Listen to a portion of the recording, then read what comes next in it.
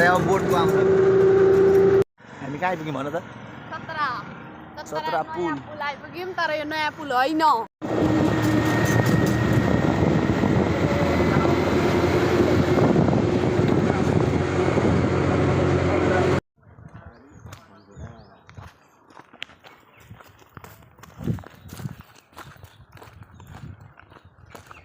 हेर त गाइस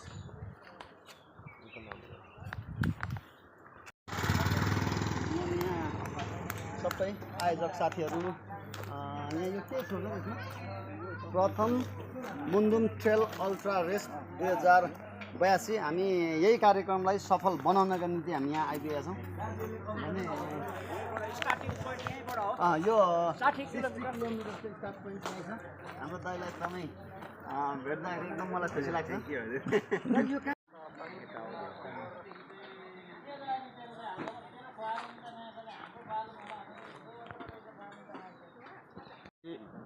हामी चाहिँ अहिले कोप्चेमा आएर बसेको पनि लगभग 6 घन्टा भइसक्यो हामी कोप्चेमा आएर बसेको अब हामी जानु लागेको है गाइस ल अब चाहिँ हामी यो गाडीमा जान लाग्दैछौँ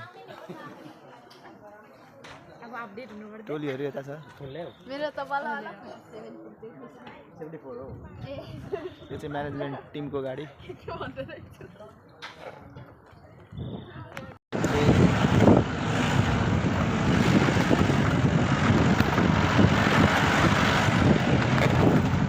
लगी 1-2 किलोमिटरदेखि कटाएको भयो त्यहाँदेखि त्यो अर्कोमा आइपुग्यो के अरे त्यो अर्जुन बुढा पनि अर्जुन बुढा त आउँछ त्यसले त्यो कालो उडाले के हो त्यो त बाँदर भन्छ त्यो त एपिएफको त्यो उनीहरू लिनलाई गयो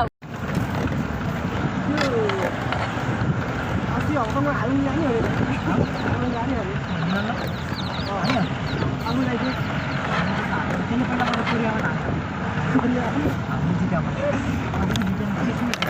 यार बाहिरको मान्छेले यत्रो ट्रेनिङ गर्छ नेपाललाई त दुईटाले जित्यो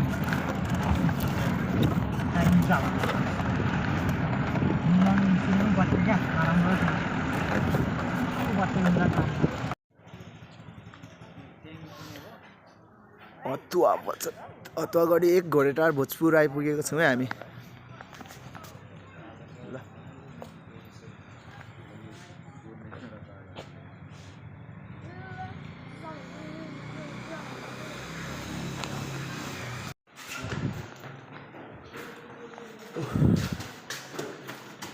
हतुवागढी गाउँपालिकाको हामी भवनमा आजको रात बास बस्नेछौँ आज हाम्रो सुता यहीँ हुन्छ हाम्रो काका बहिनी सबैजना ल ठाउँहरू यस्तै छ है किन हौ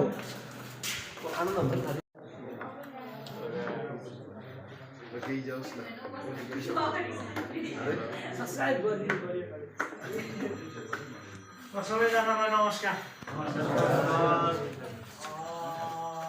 चाहिँ भाउले राखेको चाहिँ अभियान हो तिमीहरू अब यहाँ बाटोमा यहाँहरू सबैलाई म हाम्रो सम्पूर्ण टिमको तर्फबाट स्वागत भन्न चाहन्छु र म अलिकति तपाईँहरूसँग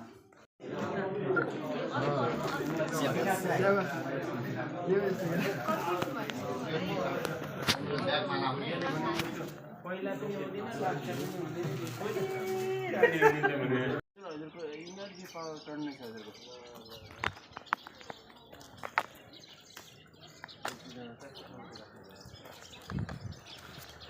पछाडिको भवनमा चाहिँ हामी आजको रात पास बसेको थियौँ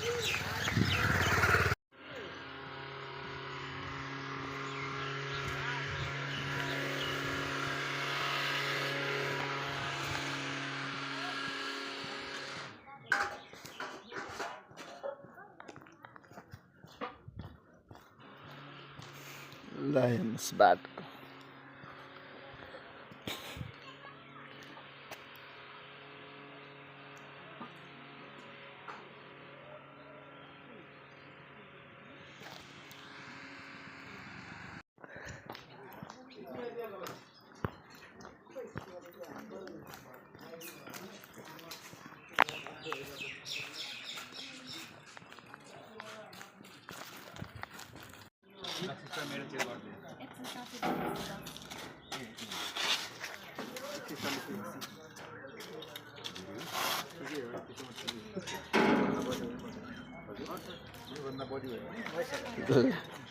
ए भइसक्यो तपाईँको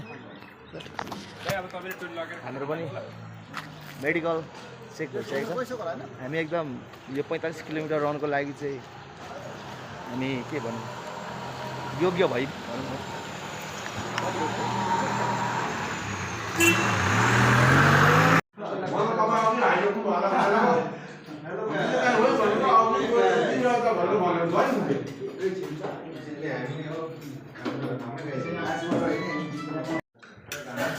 बिहानको ब्रेकफास्ट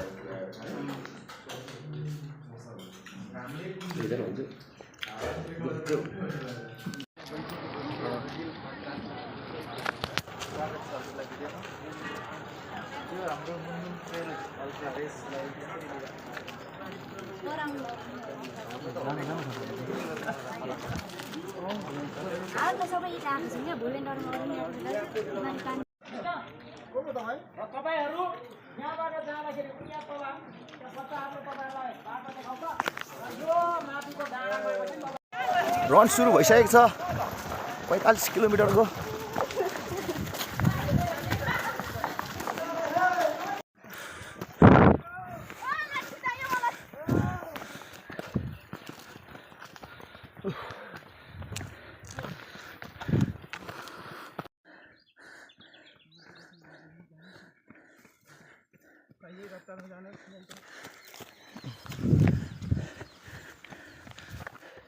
साठी किलोमिटरको वुमेन्स क्याटेगोरीमा फर्स्टमा जाँदै हुन्छ हामी 45 किलोमिटरकोले चाहिँ 11 किलोमिटर पार गरिसक्यौँ उहाँहरूको अब हाम्रोभन्दा एक्स्ट्रा 15 भनेपछि उहाँले होइन 30 होइन होला 26 होला उहाँले पनि 26 किलोमिटर पार गरिसक्नु भएको छ थ्याङ्क यू हाम्रो 45 किलोमिटरको ट्रेल रेस 20 किलोमिटर पार भइसकेको छ अहिले हामी मुन्दुम ट्रेल मार्गको बाटोबाट दौडिरहेका छौँ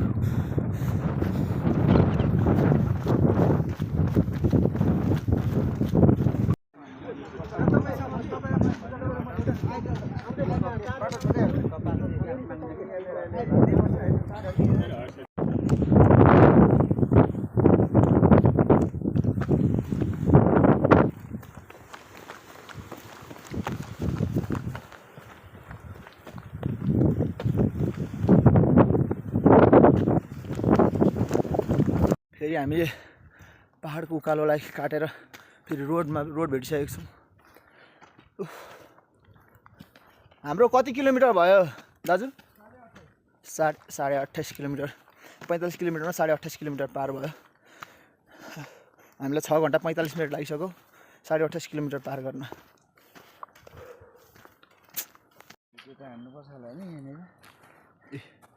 हामी एकअर्काको साथी भइरहेछौँ अहिले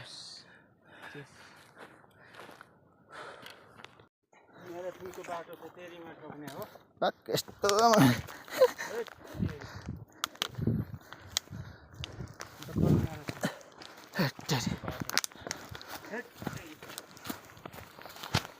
मुन्दुम पथ मार्ग हाम्रो पुर्खाहरू चाहिँ पहिले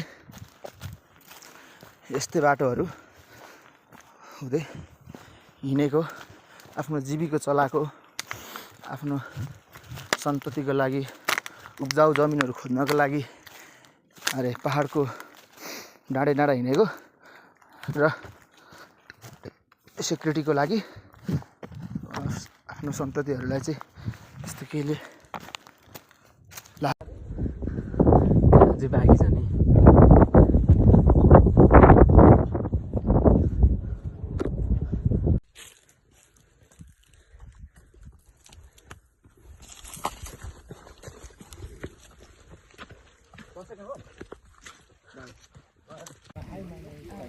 Hi, my name is Anjali Dani and I'm from Nagaland. I want to share my experience throughout this trail. It's actually a Mundum trail and it is very pretty. The view is just wow, and I think everyone should come to this place and look around the trail, the route, is just amazing, and I really like the environment, and even the people around here are just so amazing. They are just so welcoming, and I think even if next year they conduct this, I'll definitely come and do this trail. Thank you. Okay, thank you so much. हाम्रो run चाहिँ यो गेटबाट सुरु भएको थियो 45 किलोमिटरको है। अनि हामी यो हुँदै हुँदै हुँदै सुरुमै अनि त्यसको लगभग 50-100 मिटरदेखि नै अनि उकालो त्यहाँदेखि नै उकालो छ क्या। अनि सुरुमै यो सिँढी चढ्नु पर्यो क्या। अब हामी रोड कुद्नेलाई अब ट्रेल रेसमा सुरुमै यो कुद्दा चाहिँ एकदम गाह्रो भएको थियो, तर यो एकदमै गाह्रो लागेको थियो। तर यो चाहिँ पछि कुद्दै कुद्दै जाँदाखेरि 2-4 किलोमिटर कुद्दै कुद्दै जाँदाखेरि अझै त्यसपछि पनि 15-20 किलोमिटर कुद्दै कुद्दै जाँदा 20, 25, 30, 35 कुद्दै जाँदा योभन्दा ठुलो यसको के भन्नु 50-100 गुणा भन्दा पनि बेसी उकालोहरू चढ्दै चढ्दै नाङ्दै गयो होइन। तर सुरुमै यो उकालो एकदम लागेको थियो क्या, यो सिँढीवाला उकालो।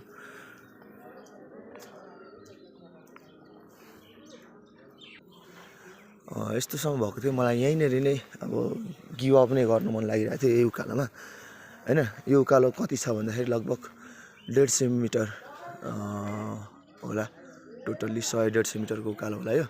यसमै मलाई गिभअप गर्नु लागेको थियो। तर यसबाट चाहिँ मैले चाहिँ के सिकेँ भन्दाखेरि लाइफमा चाहिँ यो ट्रेल रेस र लाइफमा चाहिँ एउटा केही कनेक्सन छ क्या। यसले हामीलाई केही सिकाउँछ।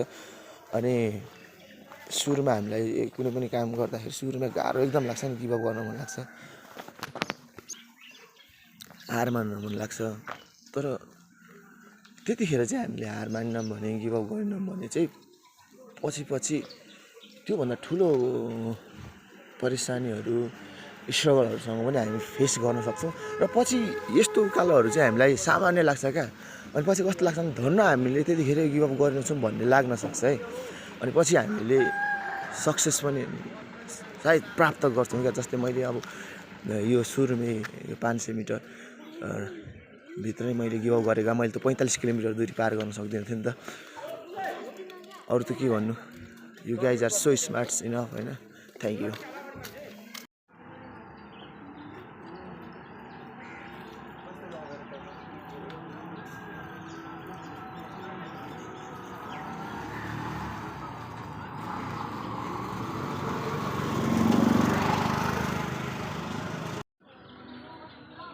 चाहिँ राति बास बसेको घर यही हो,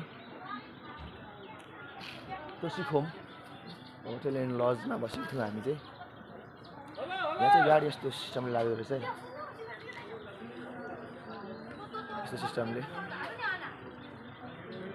यस्तो गाडी हुन्छ पालै पिलो भर्दै भर्दै गर्दै जाँदो रहेछ। हाम्रो एकजना काका माथि हुन्छ, त्यही भएर हामी यहाँ पर्खेर बसिरहेको छौँ। अनि गाडी पनि लाग्न आँटेको छ।